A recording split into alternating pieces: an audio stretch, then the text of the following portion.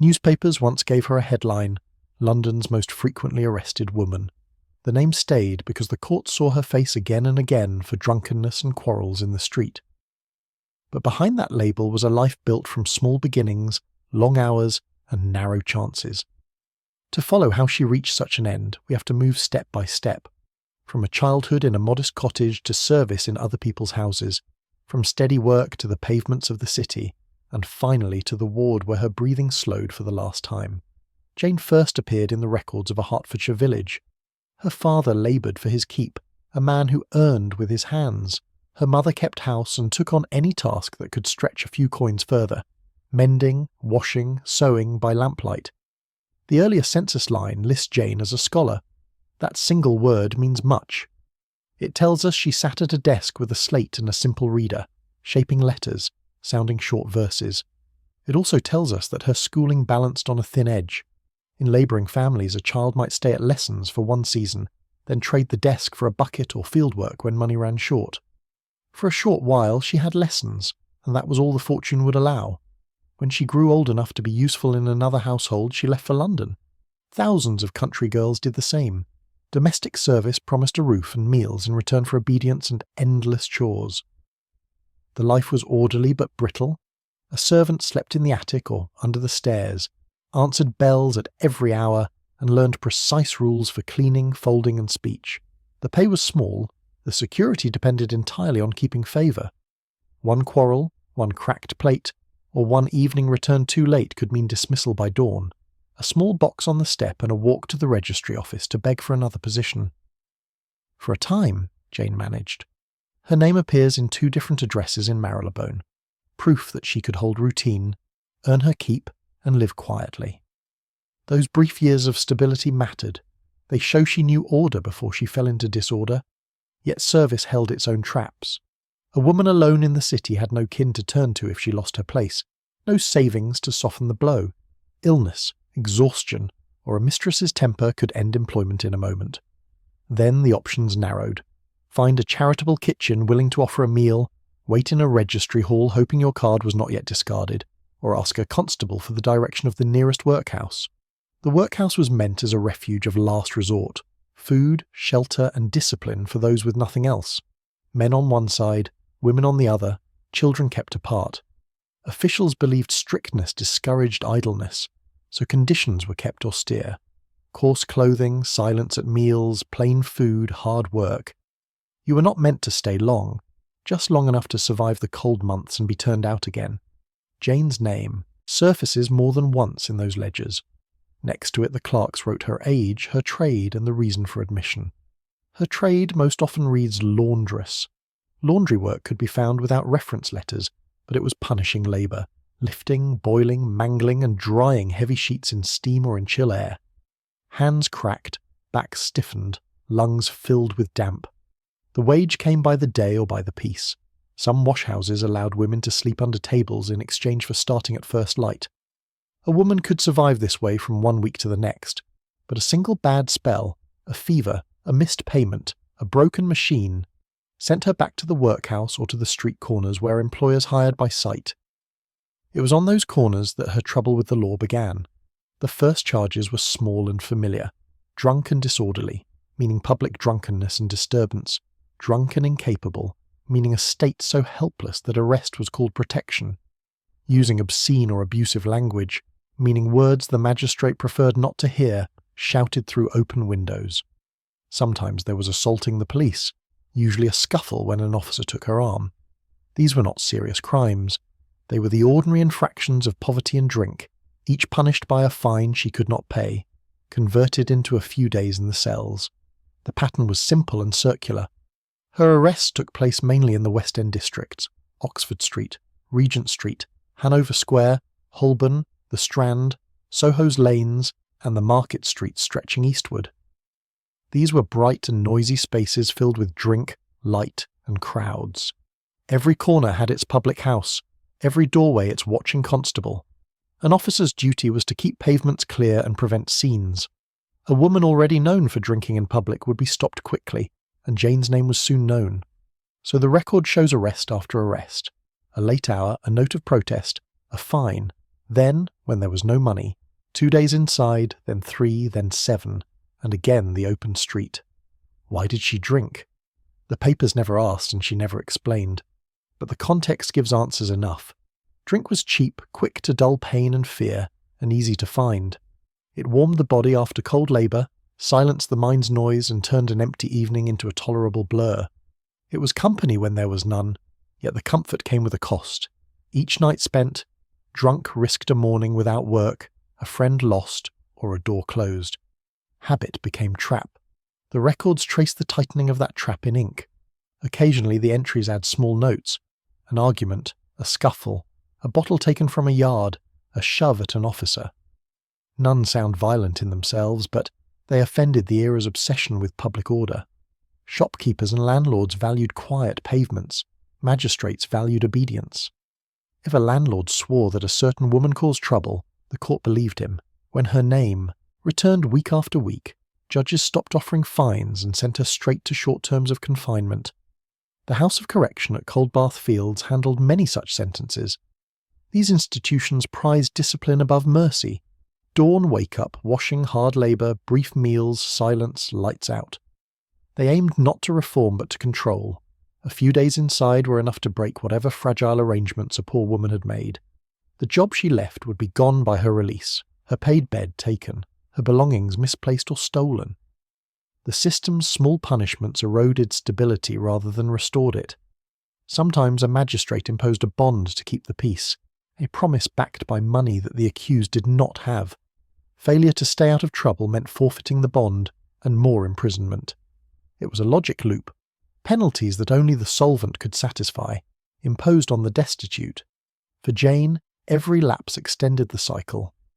After many such hearings, another label appeared beside her name: habitual drunkard. Police kept a separate register for those repeatedly charged with alcohol offences. The entry recorded name, description, scars, height, and known haunts.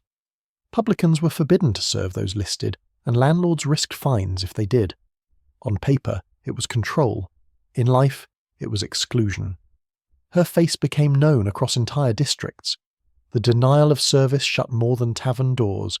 It cut her off from warmth, conversation, and the small casual employments that gathered in public houses, carrying barrels, sweeping yards, running errands. Each refusal pushed her further into the cold, where illness and arrest waited. The blacklist was less a document than a shadow that followed her through the streets. Even her age wavered in the paperwork. Some forms made her older, some younger. Few poor Londoners knew their exact birth year, and clerks guessed. What matters is the pattern. A child from a working home, a young servant in the city, a washerwoman as the years pressed on, and at last a woman known to the police by sight. The line of her life was uneven but unmistakable. Imagine the geography she walked.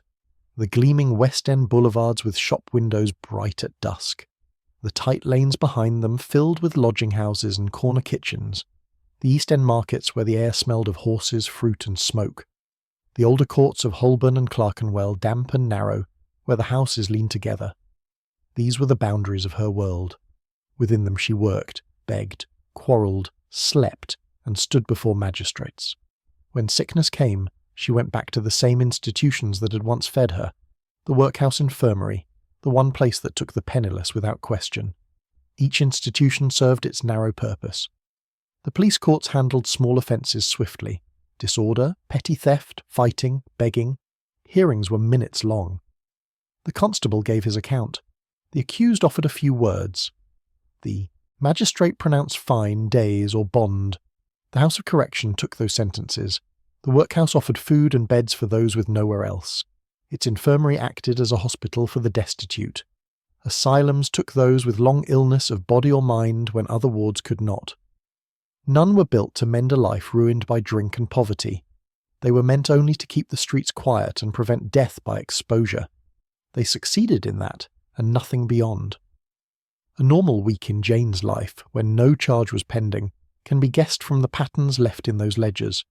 She would wake wherever she'd found shelter the night before, a hard cot in a common lodging house, a bench in the wash house after finishing late, or a ward bed in the workhouse if she'd signed in before curfew. Morning meant labour if any could be found. hauling tubs, scrubbing linen, turning the mangle until her arms trembled and her skin split at the knuckles. When work ran out, she joined the silent queue of women standing near laundry yards and market gates, waiting to be chosen for a half-day's wage. Each hour without hire meant less food, less warmth, and one step nearer to trouble. When she earned enough for a meal, she might take tea and bread in a cheap cafe or a mug of beer in a public house. The landlord's attitude decided everything. A friendly one gave her an hour indoors, a cautious one refused service, a harsh one sent for a constable. If she lingered or protested, arrest came swiftly. The loop tightened: release, hunger, drink, arrest. With every turn, her options thinned. A woman emerging from the house of correction with only a shawl around her shoulders could hardly find day work or lodging. Even those who pitied her hesitated. Few wanted to risk a drunk in their scullery, or a name the police already knew. Magistrates liked to record good intentions. Reports mentioned promises to amend, short phrases of repentance that satisfied the bench for the moment, but changed nothing outside the courtroom. Reform required things the system never supplied: a safe bed, steady meals, and time away from the pavements. The courts could hand out punishment, not foundations. The prisons enforced silence, not recovery. The workhouses gave shelter, not hope. London itself, vast and restless, moved on while its poor walked in circles beneath it. The newspapers noticed those circles. Police court columns filled easily with her name. To editors, such stories were convenient copy, cheap, brief, and endlessly repeatable. A familiar drunk at the bar of justice made readers nod, laugh, or sigh over breakfast. Each paragraph reported the same facts: the charge, the fine, the short sentence. By printing them in sequence, the press turned a woman into a caricature of vice and folly. That is how the label "London's Most Arrested Woman" took root. Not through any grand crime, but through repetition until pity dulled into amusement. Behind those headlines, health was collapsing. Laundry work strained lungs and limbs. Nights spent outdoors or in unheated dormitories chilled the chest. Strong drink corroded what was left of strength. In the infirmary books that survive, the entries for women like Jane repeat the same bleak words: weakness, chronic bronchitis, debility, alcoholism. Doctors offered the basics: a clean bed, thin broth, rest. They could steady a patient but rarely restore one. When she could stand, she was discharged. With no home to return to, she drifted back to the streets that had made her ill in the first place. Soon the same hand that wrote her discharge line wrote her admission again. Institutions became revolving doors, not sanctuaries. Still, moments existed when her path might have changed. A long-term servant's post under a fair mistress could have kept her indoors. A small rented room of her own, no larger than a cupboard but locked and safe, might have broken the pattern. A clinic that treated addiction as illness, offering food and rest instead of fines, might have helped. Even a single steadfast friend with patience and space could have made a difference. Yet such things were rare for solitary women of her class. The city's help came in fragments, never long enough to form a new habit. People sometimes ask whether she chose her downfall. The question misfires. Choice only exists where options are real. When every path leads to a cell, a ward, or the cold, choice is a thin word. Those with homes and doctors can choose whether to drink. Those with nothing use it to numb the void. The record shows not willful ruin, but a person caught between two inadequate answers: a fine she could not pay, or a short term that solved nothing. Both kept her alive for the week and destroyed her prospects for the next. The blacklist deepened that ruin. It did not sit idle in a drawer, it lived in people's minds. Landlords instructed their staff: do not serve her. Regulars in every tavern learned the names by heart. When one of those women stepped inside, the room stiffened. Conversation stopped. A hand reached for the constable before she had spoken. The register turned social exclusion into routine. For the police, it became proof of knowledge. The officer could point to the list and say, "She has been warned before." The next sentence followed automatically. Thus the record that was meant to deter ended by ensuring repetition. Her friendships flickered like the lodging house lamps. The poor shared what they had when they had it: a crust of bread, a patch of blanket. But permanence was impossible. A woman who split her wages with you one week might vanish the next, arrested, ill, or simply gone to another district. Such gestures of kindness never entered the official books. What survived were the measurable things: admissions, fines, sentences. The soft parts of her life, laughter, memories, small mercies, were erased by bureaucracy. Even with gaps, the outline is clear enough to picture. Day after day of strain, nights traded between workhouse, ward and cell, and in the end a body worn down by labour, cold and spirits. In her later years, the Poor Law Infirmary became almost home. Each time she weakened, they took her in. Each time she improved, they sent her out. Eventually she stayed. Her death certificate listed heart disease and lung failure, aggravated by alcohol. Such causes fill the ledgers of that era. They sum up not moral failure, but exhaustion. The end state of a life lived at the edge of endurance. If we pull back from the detail, her timeline reads like a single thread woven through the machinery of Victorian poverty: child of labourers, servant girl, laundress, habitual drunkard, patient, statistic. The transformation took decades but followed a steady rhythm. One lost place, one missed payment, one cold night.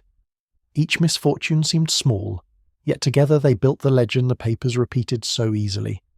To understand her fully, imagine the city itself as a wall gradually closing in, each doorway once open becoming forbidden ground. There was no single day when her course was sealed. The change came through dozens of tiny turns in the same direction: a rebuke, a dismissal, a day's illness, a bottle for courage, an arrest for noise, a fine unpaid, another short term. The machinery of order moved without malice, yet produced cruelty through repetition. By trying to correct behaviour, it eliminated stability.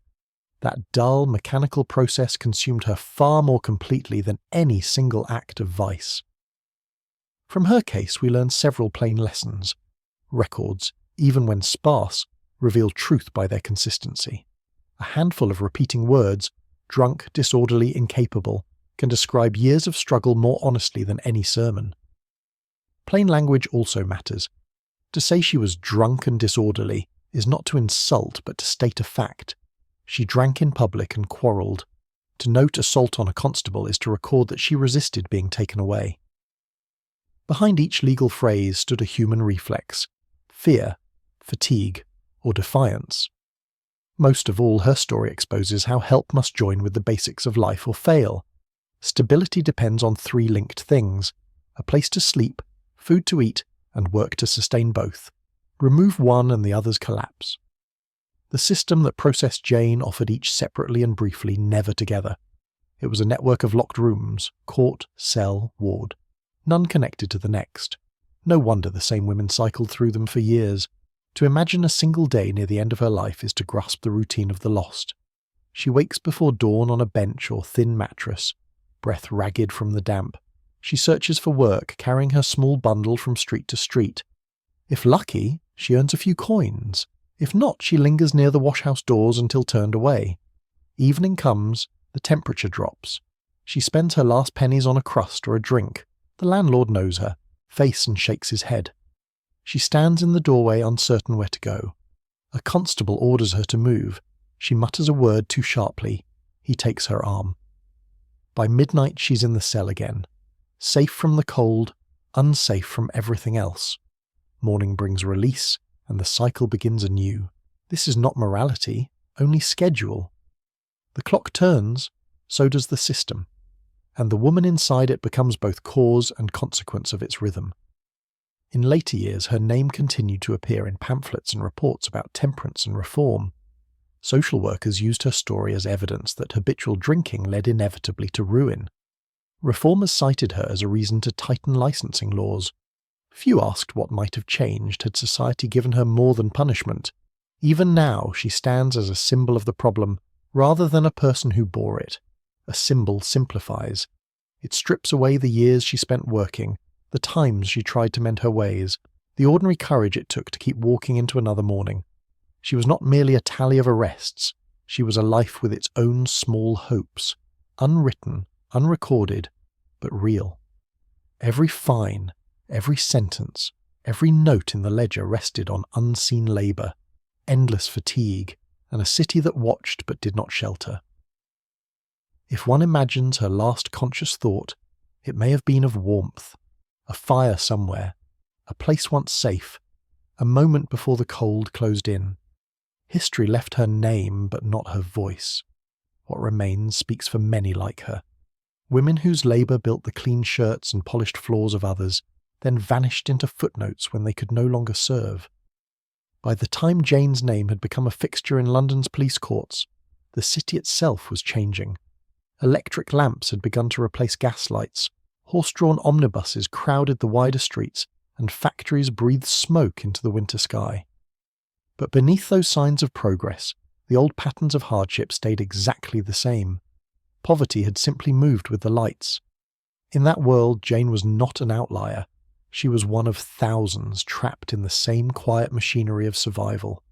She walked through London as if caught in a maze built by unseen hands. The respectable streets glittered a few paces from the alleys where she slept. The same pavements that carried fine ladies to the theatre also bore her unsteady steps toward a magistrate's bench. The contrast made the papers shake their heads, but it was the city's own making. Industry had drawn labourers from every county, promising opportunity and delivering crowding instead. Tenements stacked above shops, air thick with soot, water drawn from standpipes shared by 50. In that world, drink was not rebellion. It was refuge. Each record of her arrest shows how narrow the gap was between public nuisance and public neglect. When officers found her drunk, they acted according to regulation. Move her along, and if she could not walk, bring her in. The reports sound brisk, detached, efficient. But between the lines you can glimpse something else. A woman asleep against a doorway, a tangle of rags mistaken for litter until she stirred. The city had no space for that sight. Its guardians removed it quickly, not out of cruelty but out of order. Inside the stations she would have met the same routine every time: search, docket, cell, hearing, sentence.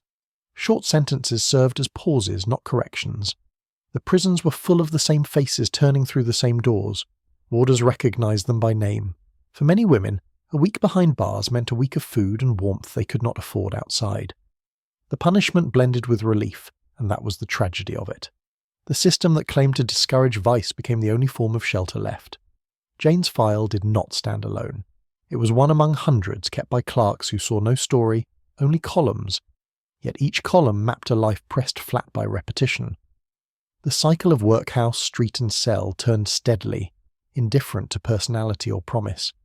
By the time reformers began to debate habitual offenders, the idea of rehabilitation had already failed those it most needed. To reform a life, one must first make it possible to live it. When Jane's health began to collapse, the infirmary became her world. The poor law hospitals of the era were not quite prisons and not quite homes. They were the city's final layer of containment. Rows of iron beds lined the wards, patients divided by sex and diagnosis, nurses moving silently through the aisles. Treatment was minimal: broth, blankets, a wash, a few drops of laudanum for pain. Some patients left after a few weeks of rest. Others never rose again. For those like Jane, the building's doors marked both entrance and exit, the place they came to recover and the place where life quietly ended. The doctors who wrote in those ledgers rarely described emotion. Their language was mechanical: heart weakness, bronchial decay, intemperance. Yet even through that dryness, one can sense fatigue, of the body, of the century, of a system that measured misery but did not know how to cure it. Every readmission of her name meant that somewhere outside the same street still waited for her, unchanged and merciless. There must have been brief seasons of better fortune. Perhaps a kind matron gave her an extra bowl of soup, or a fellow worker shared a shilling to keep her indoors for the night. History forgets such moments because they leave no trace, yet they are what keep the living alive. It is easier for records to capture failure than resilience. The papers printed every fall but ignored each slow rise. That imbalance built the myth, the woman who could not stop being arrested, when in truth she kept trying to stand. Victorian London had a taste for moral tales disguised as news. Editors loved to point at the poor as lessons to the comfortable.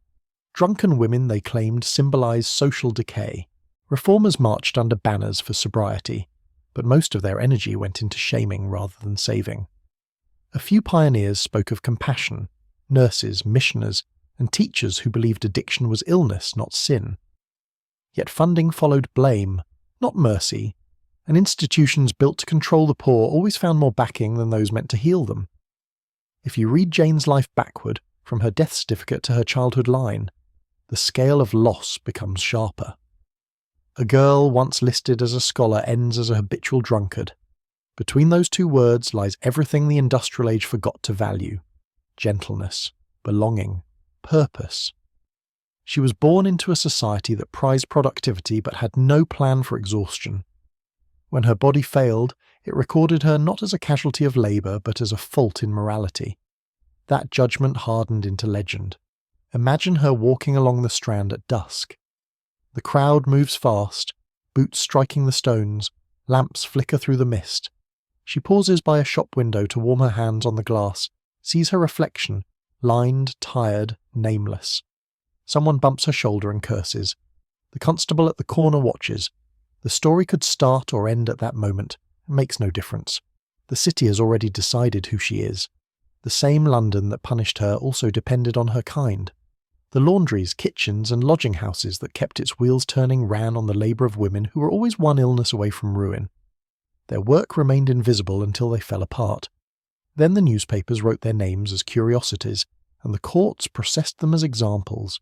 Jane became both, a warning to others and an endless source of copy. Her story reveals the gap between charity as principle and compassion as practice. Victorian charity often came with conditions: moral lectures, religious tests, promises of reform. The poor were expected to earn pity. Those who failed to appear suitably grateful were dismissed as hopeless.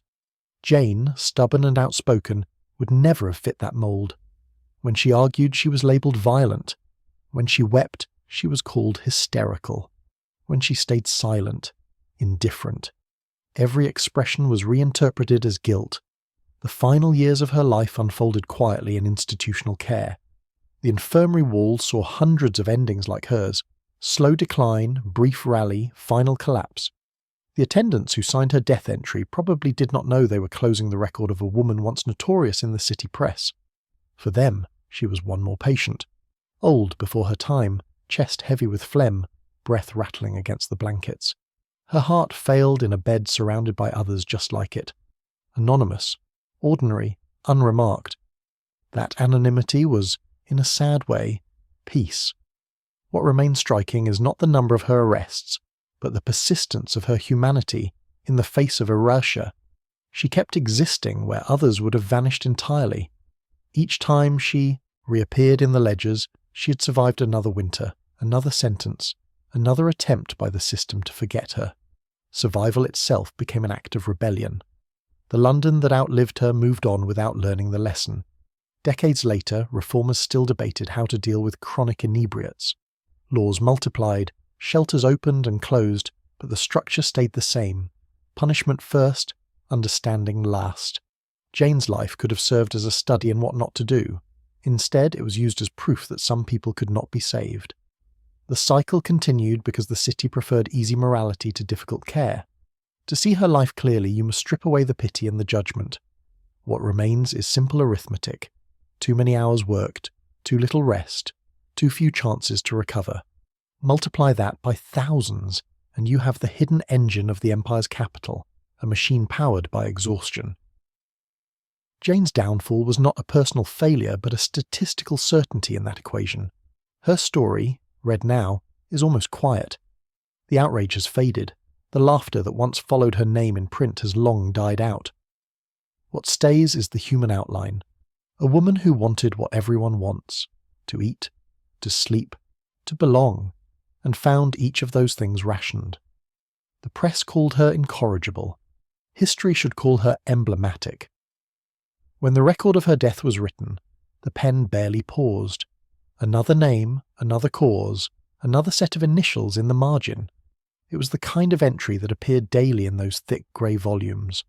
A woman of uncertain age, cause, heart disease, aggravated by alcoholism, bronchitis noted. No headline, no remark. The same hand that recorded birth and marriage and better homes wrote her final line with equal calm. Yet that short space of ink contained a whole world of effort and failure, a lifetime spent balancing between survival and disappearance. To the city, her passing meant little. The press had moved on to newer scandals, and the police courts filled with other faces. But if one looks closely, Jane's life remains like a faint watermark beneath the paper of her time. She belonged to the unseen multitude that kept Victorian London running. Laundresses, servants, street sellers, charwomen, people who scrubbed its floors, washed its linen and died within its walls unnoticed. They were both the backbone and the burden of an empire that prized cleanliness, yet looked away from those who made it possible. Her name might have faded completely had the newspapers not turned her into a story. London's most arrested woman, they called her, as if the phrase explained everything. It did not explain the calluses on her hands, the cough in her lungs, or the nights she spent outside the very buildings she once cleaned. The label turned her into an example and erased her humanity in the same breath. To repeat it today without reflection would be to repeat the harm. What makes her story endure is not its drama, but its ordinariness. There was nothing spectacular about her crimes or her suffering. That is what gives them weight. She represents the countless lives that brushed the edges of history but never left a mark. For every famous reformer, there were hundreds of women like Jane whose names appeared only in lists of charges or admissions. They were the ones reformers said they wanted to save, yet they were rarely asked what saving meant. Imagine her final weeks in the infirmary. The smell of carbolic and boiled linen fills the ward. Outside, carts clatter over cobblestones. The city keeps its rhythm. Inside, breath and cough set a slower beat. Nurses move quietly, tightening bandages, changing water in pitchers. Jane lies half awake, staring at the high window where a patch of grey light trembles on the wall.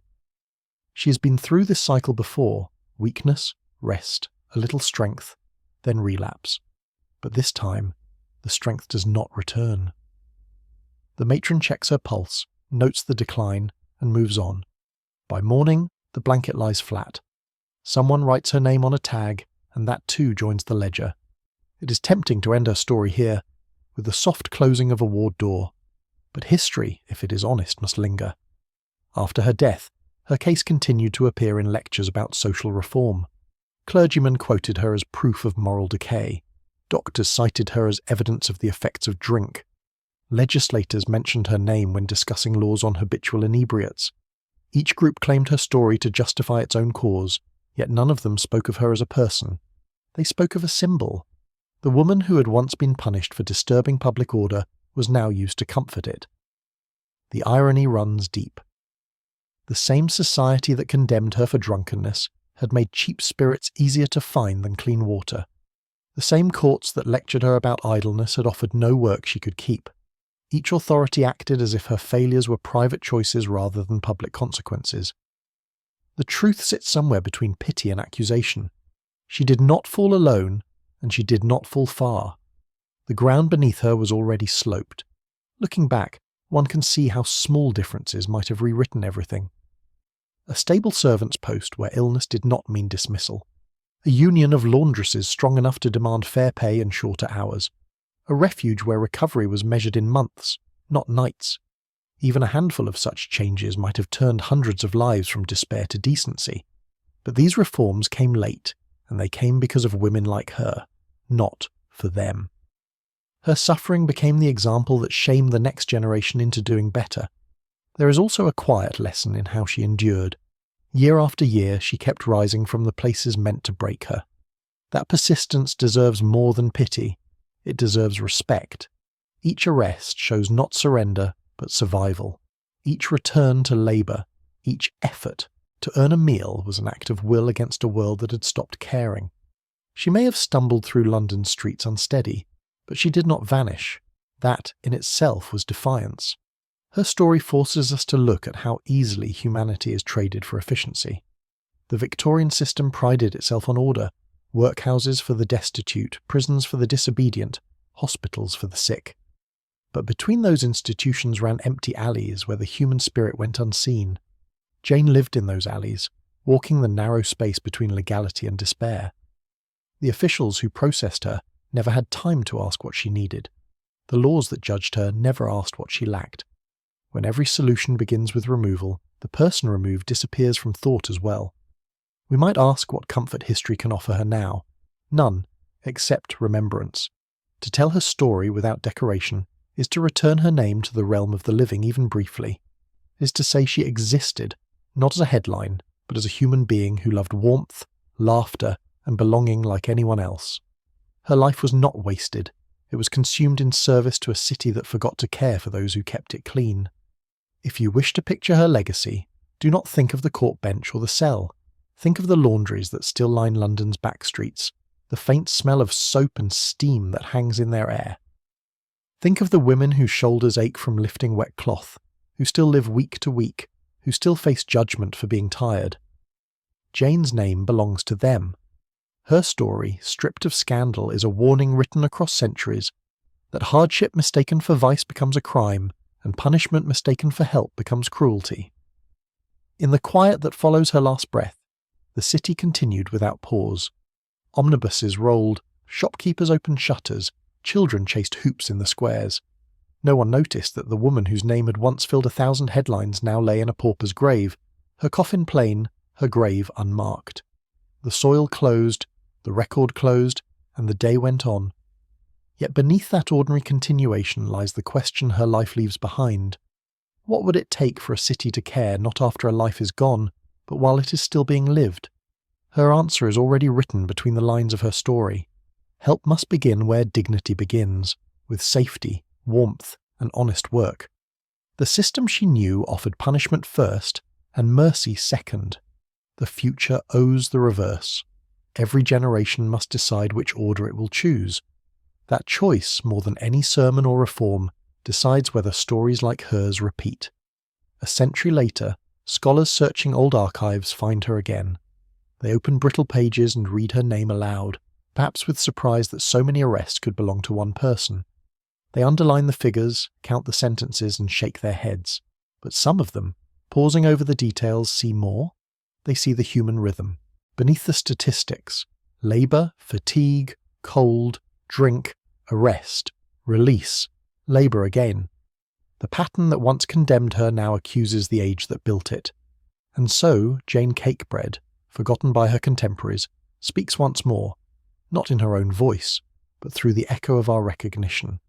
Her story reminds us that poverty has memory, and cities have conscience only when they choose to remember.